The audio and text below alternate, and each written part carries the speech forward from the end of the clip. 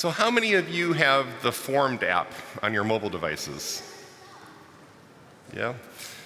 It's a neat app because it has all kinds of great Catholic content in it. And I particularly like to watch the movies that they have. Now, this past week I was watching a movie titled Mother Teresa. And as the name suggests, it was a movie about the life of Mother Teresa. In this movie, there's a scene where she's at a train station getting ready to go to one of her annual retreats. And as she's walking past the station, there's crowds of people going back and forth. But she sees a man, haggard, old, infirm, lying on a mat. And she goes up to him, and you can see that it deeply affects her. But she had to make her train to go off to her retreat. Later, after the retreat was over, she returned, and she sees this mat laying on the ground, and the man's gone. And presumably, we get the impression that he had passed away. On the train ride back to Calcutta, she received what she called her call within a call. The Lord spoke to her and asked her to be his pencil, to go out into the slums of Calcutta and care for the people for whom he thirsts. And through this movie, we see Mother Teresa dealing with so many difficulties, but she was persistent. And she knew deep down in her heart that if the Lord had called her to this mission of love that he has for his people in Calcutta, she knew that he would provide her with everything necessary to accomplish that mission. And so we see in the life of Mother Teresa the fact that she was called. She's actually called twice, once to be a nun and then to become a missionary. And we see that she was gifted with her persistence and her deep faith and trust in what the Lord would do. And she was sent. She was sent to leave the Sisters of Loretta's convent where she had been serving as a teacher, to go out and give away everything, and to live among the poorest of the poor. And you know, we, all of us here, are called and gifted and sent. You know, at our baptism, we become new creations. And it's really kind of interesting, too. We're given a new name. Now, my name, David, means beloved of God. And my daughter's name means God's pearl. But as Isaiah tells us in the first reading, God's given us a new name, my delight. And you think about that. God calls each one of us here today his delight. He delights in us. And at our baptism, he gives us a mission to carry on his mission of redemption into the world. And just like Mother Teresa, before he sends us out into the world, he provides us with the gifts that we're going to need. Now, in our second reading from St. Paul, we hear what some of these gifts are. Wisdom, knowledge, faith, mighty deeds, the ability to heal, the gift of prophecy. And those gifts were definitely necessary in the first century, and they're still needed today. What's really interesting about it is Paul says that everyone receives some gift from God for the good of the community, you know, for this mission that he sends us out into. And the word that Paul uses, everyone, in the Greek means every single one without exception. So that means that each one of us here has been given some gift by God for us to use in continuing his mission of redemption in the world. Now, Mother Teresa was sent out into the slums of Calcutta, and God had asked her to give up everything to do that, to trust in him completely. You know, we're in a different place. God doesn't necessarily call us to give up everything and to go into the streets of Orlando, but he does give each one of us a special mission field that only we can fulfill. And it could be within our families. You know, parents and grandparents, they're given gifts of patience and love, and the ability to raise and teach the children to love and to know God and to serve.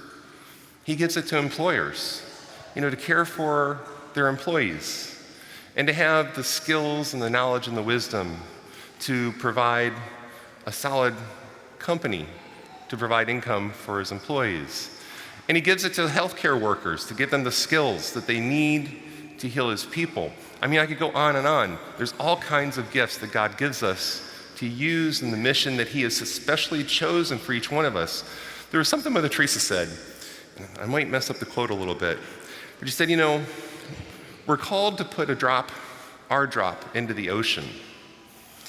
But if we don't do that, that drop will be missing forever, right? So God gives us a mission that's unique to us and calls us to fulfill. And as part of being the people that he delights in, he also delights in allowing us not only to share in his mission, but to share in his glory. One of the saints once said, the glory of God is in the human person, fully alive.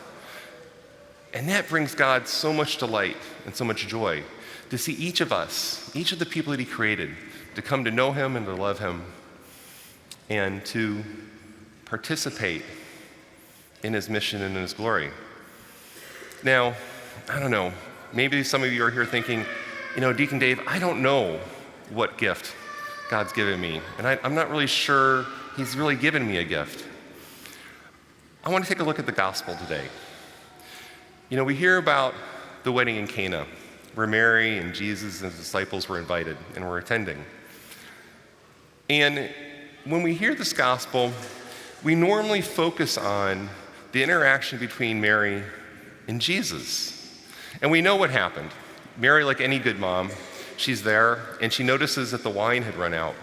Now, back at that time, these people celebrated wedding receptions for not just like one evening.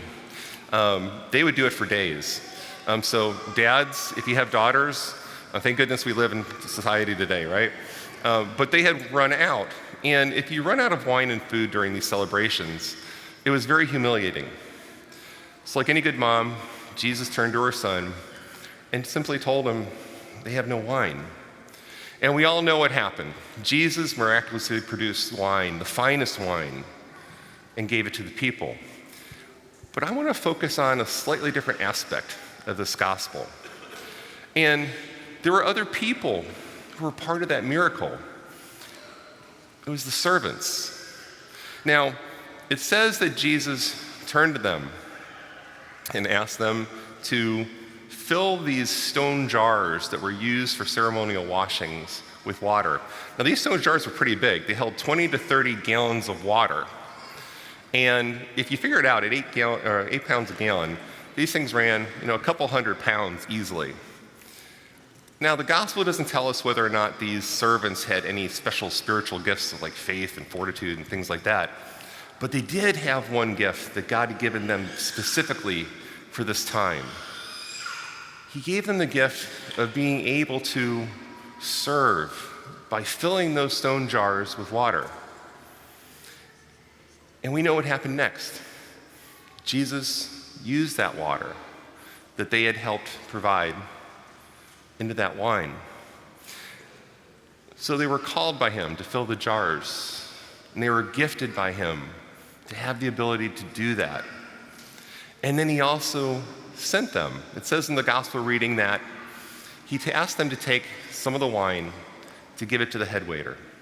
So here are these simple men doing nothing more than what God had gifted them with, the ability to be out and serve. And so they were called, and they were gifted, and they were sent. All of us here are called and gifted and sent as well. We're called by God through our baptism. We're gifted in some way for the good of the community.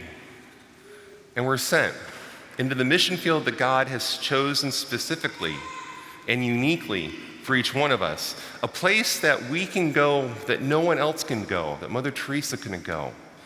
And if we don't go there, it's like that drop that we don't put into the ocean that is left. So during these days of ordinary time, before we head into Lent, let's focus on this call that we received and on finding and using the gifts that God has given each one of us, and then taking these gifts out where He has sent us. Amen.